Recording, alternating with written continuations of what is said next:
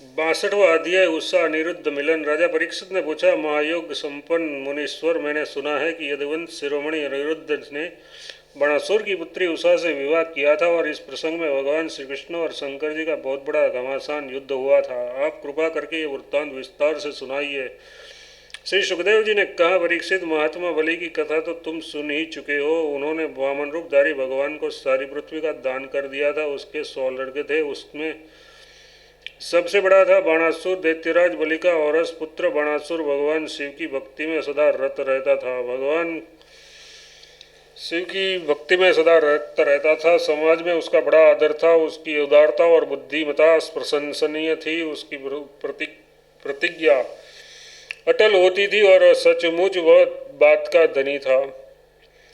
उन दिनों वह परम रमणीय शोणितपुर में राज्य करता था। भगवान शंकर की कृपा से इंद्रादि देवता नौकर चाकर की तरह उनकी सेवा करते थे। उसके 1000 भुजाएं थी। एक दिन जब भगवान शंकर तांडव नृत्य कर रहे थे, तब उसने अपने 1000 हाथों से उनको अनेकों प्रकार के बाजे बजाकर उन्हें प्रसन्न कर लिया। सचमुच भगवान शंकर बड़े ही भक्तवत्सल और शरणागत रक्षक हैं।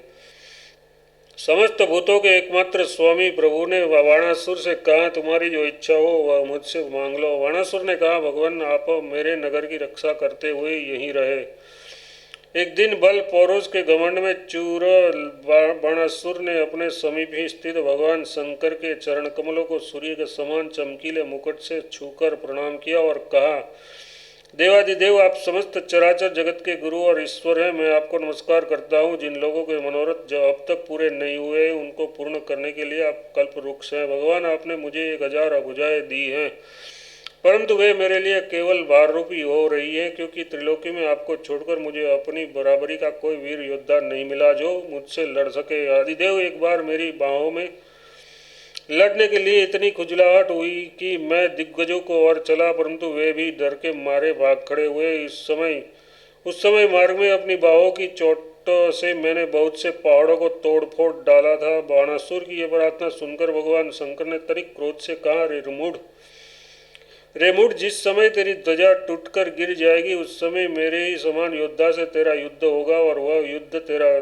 घमंड चूर चूर कर देगा। परीक्षित, बाणासुर की बुद्धि इतनी बिगड़ी गई थी कि भगवान शंकर की बात सुनकर उसे बड़ा हर्ष हुआ और वह अपने घर लौट गया।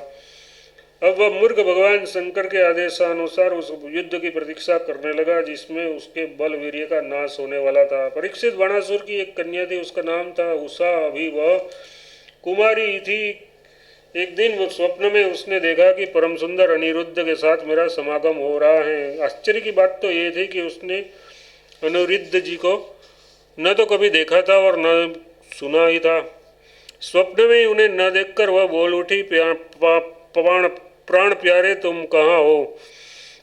और उसकी नींद टूट गई। वह अत्यंत विहलता के साथ उठ बैठी और वह देखकर कि मैं सखियों के बीच में हूँ, बहुत ही लज्जित हूँ। परीक्षित, बाणासुर के मंत्रियों का नाम था कुम्भांड।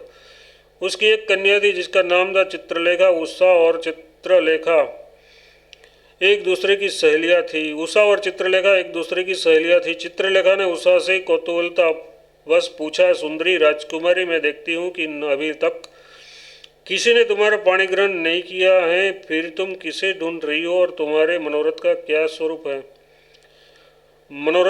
स्वरूप है? उषा ने कहा, सखी, मेरे स्वप्न में एक बहुत ही सुंदर नवयुवान को देखा है। उसके शरीर का रंग सांवला सांवला सा है, नेत्र कमलदल के समान है, शरीर पर पीला पीला पीताम्बर फहरका रहा है, भुजाएं लंबी लंबी है और वह स्त्रियों का चित्त चुराने वाला है। उसने पहले तो अपने अधरों का मधुर मधु मुझे पिलाया, परंतु मैं उसे अघाकर पी ही न पाई थी कि वह मुझे दुख के सागर में डुबाकर न जाने कहाँ चला गया। मैं तरसती ही रह गई। सखी, मैं अपने उसी प्राणवल्लभ को ढूंढ रही हूँ। चित्रलेखा ने कहा, सखी, यदि तुम्हारा चिच्चोर त्रिलोकी में कहीं भी होगा और उससे वो तुम पहचान सकोगी तो मैं तुम्हारी विरह व्यथा अवश्य शांत कर दूंगी।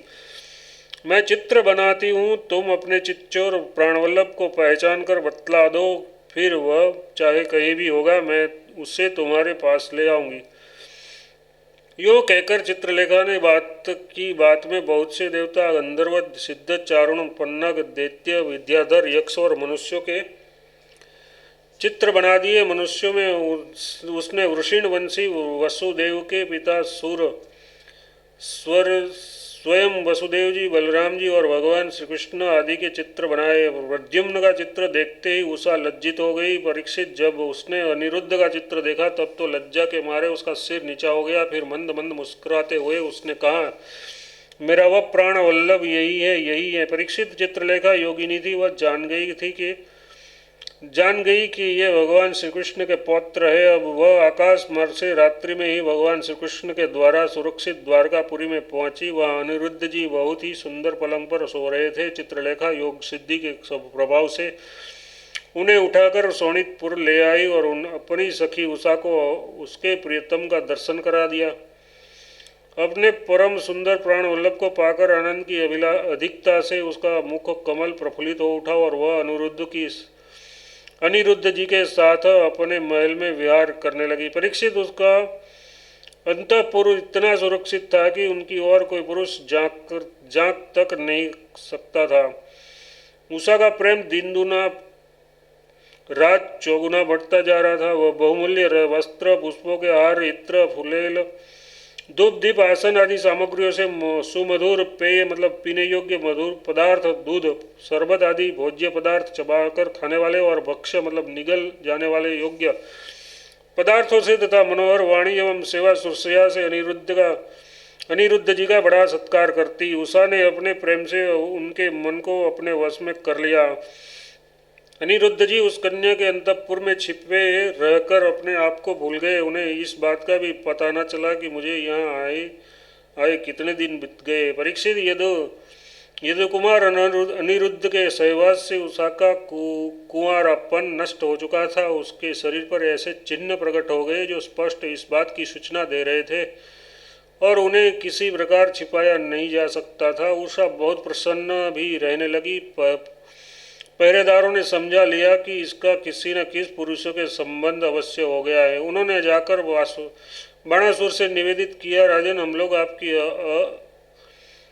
अविवाहिता राजकुमारी का जैसा रंग ढंग देख रहे हैं वह आपके कुल पर बट्टा लगाने वाला है। प्रभु, इसमें संदेह नहीं कि हम लोग बिना क्रम टूटे रात दिन महल का पहरा देते रहते हैं। आपकी कन्या को बाहर के मनुष्य देख भी नहीं सकते, फिर भी वह कलंकित कैसे हो गई, इसका कारण हमारी समझ में नहीं आ रहा है। परीक्षित पहरेदारों से ये समाचार जानकर कि कन्या का चरित्र दूषित हो गया है, बाणासुर के हृदय में बड़ी पीड़ा हुई। वह झटपट उषा के महल में जा धमका और देखा कि अनिरुद्ध जी वहाँ बैठे हुए हैं। प्रिय परीक्षित, अनिरुद्ध जी स्वयं कामावतार प्रद्युम्न जी के पुत्र थे। त्रिभुवन में उनके जैसा सुंदर और कोई न था। वह सांवरा सलोना शरीर और उन पर पीताम्बर फहराता हुआ कमल दल के समान बड़ी बड़ी कोमल आंखें, लंबी लंबी भुजाएं, कपोलों पर घुंघराली हल्के और कुंडलों की झिलमिलती हुई ज्योति, ओठों पर मंद मंद मुस्कान और प्रेम भरी चितवन से मुख की शोभा अनूठी हो रही थी। अनिरुद्ध जी की उस समय अपनी सब ओर से सज धज कर बैठी हुई प्रियतमा उषा के साथ पासे खेल रहे थे। उसके गले में वसंती बेला के बहुत सुंदर पुष्पों का हार सुशोभित हो रहा था और उस हार में उषा के अंग का संपर्क होने से उसके वक्षस्थल को केसर लगी हुई थी। उन्हें उषा के सामने ही बैठा देखकर बाणासुर विस्मित चकित हो गया। जब अनिरुद्ध जी ने देखा कि बाणासुर बहुत से आक्रमणकारी शस्त्रास्त्र से सुसज्जित वीर सैनिकों के साथ महल में घुस आया है, तब वे उन्हें धराशायी कर देने के लिए लोहे का एक भयंकर परिघ लेकर डट गए, मानो स्वयं कालदंड लेकर मृत्यु यम खड़ा हो। बाणासुर के साथ आए हुए सैनिक उनका पकड़ने के लिए ज्यों उनकी ओर झपटे, त्यों वे उन्हें मार मार कर गिराते जाते, ठीक वैसे ही जैसे असुरों के दल का नायक कुत्तों को मार डाले। अनिरुद्ध की चोट से उन सैनिकों के सिर, भुजा, जंघा आदि अंग टूट फूट गए और वे महलों से निकल भागे। जब बलि बाणासुर ने देखा कि ये तो मेरी सारी सेना का संहार कर रहा है, तब वह क्रोध से तिलमिला उठा और उनसे नागपाश से उन्हें बांध लिया। उषा ने जब सुना कि उसके प्रियतम को बांध लिया है, तब वह अत्यंत शोक और विषाद से विहल उठी। उसके नेत्रों से आंसू की धारा बहने लगी, वह रोने लगी।